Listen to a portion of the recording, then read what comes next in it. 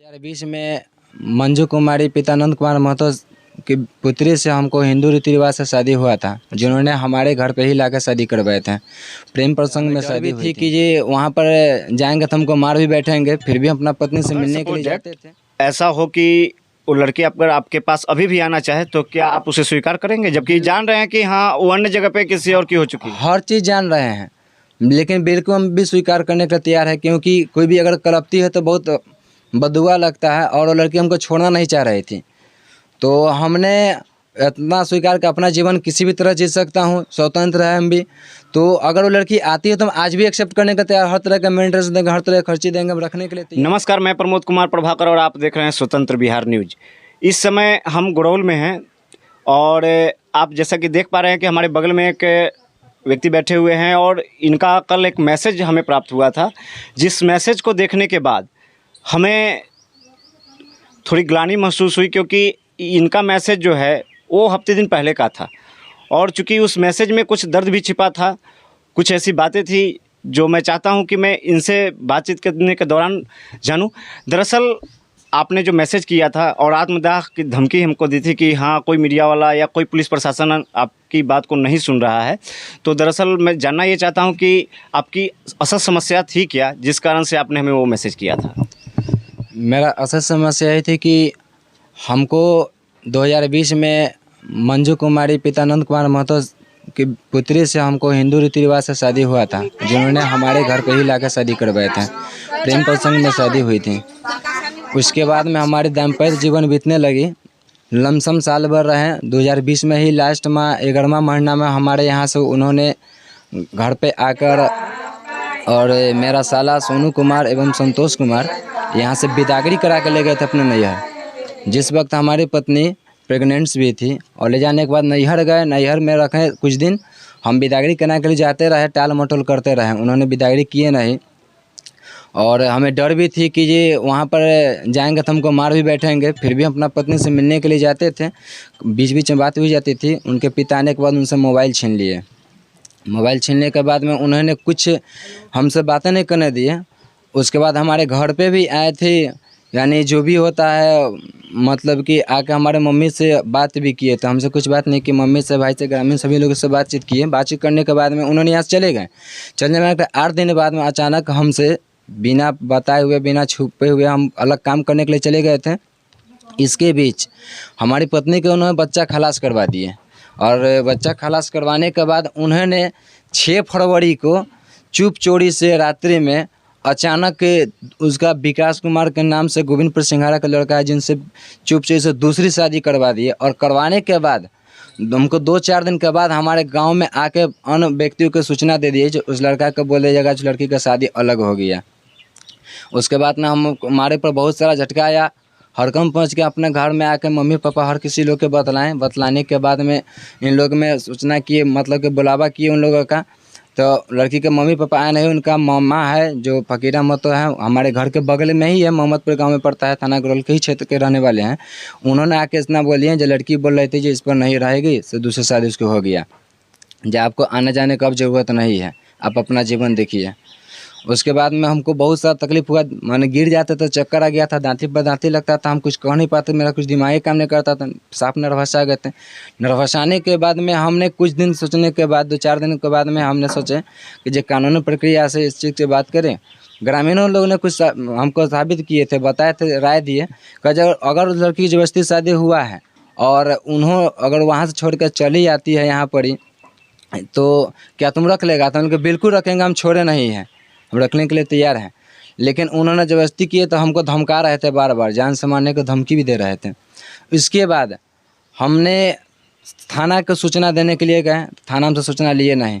उसके बाद हमने चले गए थे हाजीपुर जिला कार्यालय में, एसपी साहब के आवेदन दिए थे, जो कि एसपी साहब के आवेदन ये है हमारे पास में, दिए थे आवेदन देने के बाद में वहाँ से रिसीव कर लिए। उसके बाद गुड़ौल थाना के भी आवेदन दिए थे हम, जो गुड़ौल थाना के आवेदन देने के बाद में यह पुलिस अधीक्षक एसपी साहब के ये आवेदन है और ये मेरा आवेदन है जो गुड़ौल थाना के दिए थे। थाने में गए, थाने ने हमारे बात के टाल मटोल करना चालू कर दिया। उसके बाद में बहुत दिन बाद जब एसपी साहब का आवेदन आई तो हमको गुड़ौल थाना फ़ोन किए, बोला वहाँ पर गए, सारी बात पूछने के बाद गुड़ौल थाना गए भी वहाँ पर हमारी पत्नी से जवाब सवाल क्या किए ना कि हमसे कुछ बात नहीं करते, थाना में जाते तो हमको एक कहते तुम चले जाओ यहाँ से, अब तुम कुछ नहीं कर सकता, तुमको कोई देखा ना, सारा कानून लड़की का, तुम्हारा कुछ नहीं है। दूसरी शादी हो गया, बोलो तुम क्या करेगा, बोलो से जाओ। बराबर जाते रहे हम लोग के, नहीं ऐसा नहीं हो सकता, अगर उस लड़की के जगह पर अगर हम दूसरी शादी करते तो क्या होता, आप श्रीमान हमको छोड़ते?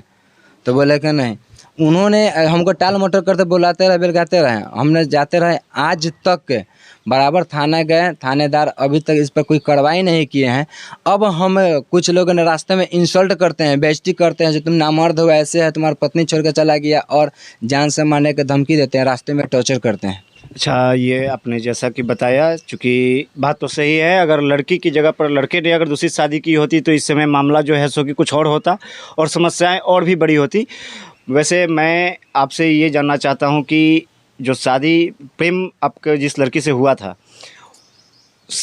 शादी करने के लिए क्या उसके घर वाले तैयार हो गए थे? शादी करने के लिए जैसे उसके पापा यहाँ नहीं थे, वो दिल्ली में थे। नहीं, उनका वो नहीं, मम्मी, मैं जैसे घर परिवार का सारे लोग तैयार हुए थे। उन्होंने लड़की लेकर हमारे यहाँ आए भी थे, जो हमारे चाचा का घर हुआ रोड पर है। अच्छा। वहाँ पर आए थे, लड़की का रखे, ग्रामीण सभी लोग में एक समझौता भी किए थे कि इस समस्या में क्या किया जाए। जिन्होंने लड़की पूरा अपना जान देने तक तैयार हो गई थी, जिन्हें हम इसी शादी करेंगे तो करेंगे।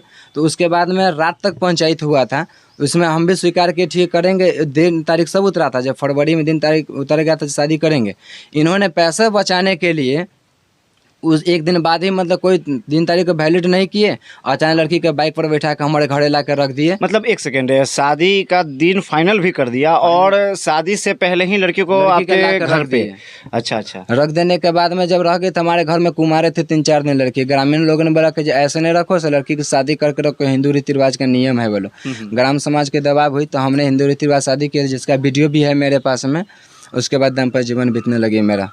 अच्छा, और आपने मतलब कि शादी लड़की के घर से नहीं बल्कि यहीं पे मंदिर में किया था? यहीं पे हमारे घर पे हुआ था। अच्छा, यहीं पे घर पे ही शादी हुई थी? जी, सामाजिक और के बीच में उसके बाद आपका वैवाहिक जीवन जो है सो कि सुख में कट रहा था। और कितने दिन के बाद आप लड़की जो है सो कि लड़की को आपने उसके मायके कितने दिन के बाद भेजा था? आपने भेजा था या लड़की वाले स्वयं से आकर ले गए थे? उन्होंने स्वयं आने के बाद में हमारे घर पे बिदागरी करा के ले गए थे। अच्छा अच्छा, बिदागरी करा कर ले गए थे।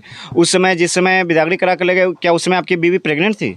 प्रेग्नेंट थी उस समय। अच्छा, और उसके बाद वहाँ जाने के बाद कितने दिन के बाद आपको मालूम चला कि लड़की का शादी किसी अन्य जगह पर किसी अन्य व्यक्ति से कर दिया गया है? कितने दिन बाद पता चला? ये 6 फरवरी 2021 को शादी किए थे और 9 फरवरी को हमको सूचित दिए थे वो। 3 दिन के बाद? 3 दिन के बाद। अच्छा, और उसके बाद जो है सो कि जो आपका बच्चा उस लड़की के जो गर्भ में पल रहा था, उस बच्चे के साथ क्या हुआ? जब हमने गए वहाँ पर ग्रामीण अगल बगल के लोगों से हमको सूचित मिला था, जो कुछ लोग कहना था नहीं बच्चा नहीं था, जो उनको पक्ष में रहता है, कुछ लोगों को बताया गया था, उनका रिलेटिव एक सोंधवा नारी गाछी में भी रहते हैं, उनसे उनको मालूम चला जो बेटा लड़का था और उन्होंने खुद कनिए फोन न कैले रहा जे मम्मी 2 महीना के बउआ है। अच्छा। हमको जे गार्जियन के कह देना जरूरी है, तो हम कहली ठीक है बउआ है तो। अच्छा, और तो जो बच्चा था तो इसका मतलब है कि उस बच्चे को मार दिया गया है? उन्होंने खलास करवा दिए थे, फुल बित हुआ था। आपने जब मालूम चला कि हाँ हमारी बीवी या आपकी जो तो थी प्रेग्नेंट है, ऐसा मालूम चलने के बाद आप लोग डॉक्टर से दिखवाए थे? डॉक्टर से दिखवाए थे। अच्छा। बट जैसे जो मेरा ब्लड था, स्पर्म ब्लड, उसमें मतलब कि 9 पॉइंट कुछ ब्लड शो किया था, जिस समय 1 महीना का ही था। अच्छा। यहाँ से जाने के बाद 1-2 महीना रही, जब खलास के बाद तो उस समय 4.5 महीना का पूरा था बच्चा। अच्छा अच्छा, तो यानी कि गर्भ में उस बच्चे को मार दिया गया है। और अब जो है शादी के बाद लड़की से आपकी बातचीत होती रहती है? जी, बराबर होती रहती है। ऐसे तो उसके पास मोबाइल नहीं था तो बात नहीं होती थी। अच्छा। लेकिन जब जब उसका मोबाइल मिलता है तब तक हमसे बातचीत कर लेती है। आखिरी बार आपकी बात कब हुई है लड़की? आखिरी बार आई से लमसम 8-9 दिन पहले भी बात हुई थी। अच्छा, जिसमें साफ राफ रो के मारे बोल रहे थे कि हम नहीं करना चाह रहे थे, हम लोग को मार पीट के जबरदस्ती करवा दिएगा शादी। हम पुलिस के सामने हमको मजबूरन झूठ बोलना पड़ा, हम लोग के घर के मम्मी पापा लोग जबरदस्ती बुलवाया गया हमसे झूठ, जो हम अपना मन से किए शादी से बोलो। ये बात हमारे बोली, अभी भी मैं मोबाइल में रिकॉर्ड रखा हूँ इस चीज़ का। अच्छा अच्छा, आपके पास रिकॉर्डिंग है? आपने थाना अध्यक्ष से जब मिला तो क्या आपने उस समय अपनी जो रिकॉर्डिंग है उसको थाना को आपने सुनाया था? थाना अध्यक्ष को सुनाए थे, बट थाना अध्यक्ष ने मतलब बड़ा बाबू नहीं थे, छोटे बाबू थे, जिस बीके बाबू थे, मतलब कि वीरेंद्र रिस्पॉन्स पासवान नहीं थे। मिल पा रहा था आपको। उन्होंने सुने रिकॉर्ड, लेकिन बोले जब ऐसा है तो बोलो उस लड़की के जाके कोर्ट में जाके केस करी तुम्हारे ऊपर, और वो लड़की तो ससुराल में है। तुम्हारे बंदा ऊपर का- केस करे? मतलब कि बोलो अपना माँ बाप के ऊपर केस कर, जो हमको जबरन शादी अच्छा, करवाया अच्छा, और अच्छा। तुम्हारा हासिल होगा, उन्होंने अच्छा, ये रह दिए थे। अच्छा। लेकिन उसको तो अपना मोबाइल हाथ पर रहने ही नहीं दे रहे हैं, न सही से बात करें, चोरा छिपा के तो बात करती है, एक दूसरे के घर में बंद है के सास ससुर का दबाव है, वहाँ पर लड़के का दबाव है, तो वो कैसे निकलेगी? कुछ उसका दिमाग काम करता नहीं था। वो अंत हाल में जब मजबूर होती तो कॉल करके हमको बताती, जबकि हमको अभी तक 4 बार 5 बार बात हुई थी, सारी चीज़ का रिकॉर्डिंग अभी आपने मैंने रखा हूँ। अभी तक जो केस मतलब जो आवेदन दिया या केस एफआईआर जो भी किया है, वो जो है सो कि सिर्फ थाना तक ही सीमित है, पुलिस अधीक्षक तक ही सीमित है, अथवा आपने कोर्ट का भी मतलब दरवाजा खटखटाया है अभी तक? हम कोर्ट का दरवाज़ा खटखटाए थे, बट एडवोकेट के क्या है कि उन्होंने पैसे से मतलब है, मेरा काम क्या बनता है बिगड़ता है उससे मतलब नहीं है। उन्होंने 2 बार मतलब कि एक वकालतनामा नोटिस भी किए थे, ताकि उन लोग आए जो गलत है उन्हीं लोग पर मतलब कि कार्रवाई हो।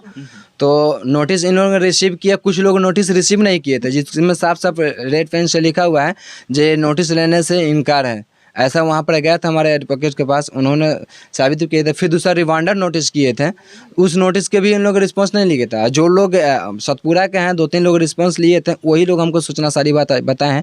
जो हमने नहीं करवाया था, शायद फलाने व्यक्ति करवाया था, उन लोग नोटिस रिसीव नहीं कर रहे हैं। अगर सपोज डेट ऐसा हो कि वो लड़की अगर आपके पास अभी भी आना चाहे, तो क्या आप उसे स्वीकार करेंगे, जबकि जान रहे हैं कि हाँ वो अन्य जगह पे किसी और की हो चुकी है? हर चीज़ जान रहे हैं, लेकिन बिल्कुल हम भी स्वीकार करने का तैयार है, क्योंकि कोई भी अगर कलपती है तो बहुत बददुआ लगता है, और वो लड़की हमको छोड़ना नहीं चाह रही थी। तो हमने इतना स्वीकार कर अपना जीवन किसी भी तरह जी सकता हूँ, स्वतंत्र है हम भी। तो अगर वो लड़की आती है तो हम आज भी एक्सेप्ट करने का तैयार, हर तरह का मेंटेनेंस देंगे, हर तरह का खर्ची देंगे, हम रखने के लिए तैयार हैं। उस लड़की के मायके वाले उसे अपने घर बुला कर ले जाते हैं और वहाँ पे उस लड़की का गर्भपात करा दिया जाता है। ये कहीं ना कहीं जघन्य अपराध की श्रेणी में आता है और ये अक्षम्य अपराध है सर्वप्रथम। और दूसरी नंबर बात कि जो इस लड़के के साथ हुआ है और जिस दर्द में ये लड़का भी है, और जैसा कि अभी इसने बताया कि हाँ मैं आज भी इतना सब कुछ होने के बावजूद आज भी ये उस लड़के को अपनाने के लिए तैयार है, तो ये कहीं ना कहीं इसकी महानता को दर्शाता है कि इतना सब कुछ होने के बावजूद भी ये उस लड़की को स्वीकार करने के लिए तैयार है।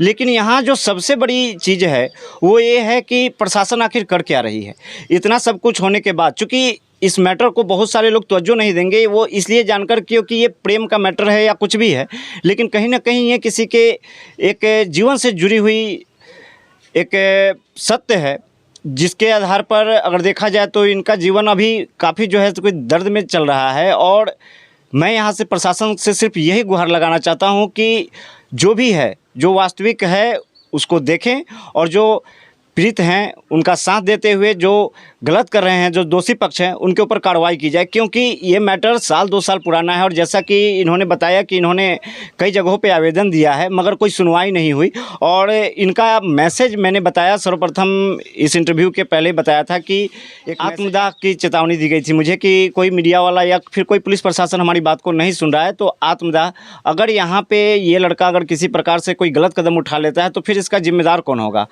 फिर इसके परिवार पर एक और दुख का बोझ जो है सो कि चढ़ जाएगा, जो कहीं ना कहीं प्रशासन की नाकामी को ही दर्शाता है। तो मैं पुलिस प्रशासन से इस बात के लिए विनम्र निवेदन करता हूं कि जो भी इसमें संलिप्त हैं तत्काल संज्ञान लेते हुए इस पर आपने देखा कि इन्होंने जो अपने दर्द को बयां की हैं उसको ध्यान में रखते हुए हम पुलिस प्रशासन से एक बार फिर पुनः नम्र निवेदन करते हैं, गुजारिश करते हैं कि इनके मामले को तत्काल संज्ञान में लेते हुए जो दोषी हैं उनके ऊपर उचित कार्रवाई की जाए और इस युवक को न्याय दिलाई जाए। स्वतंत्र बिहार न्यूज़ जन जन की आवाज़ के साथ मैं प्रमोद कुमार प्रभा।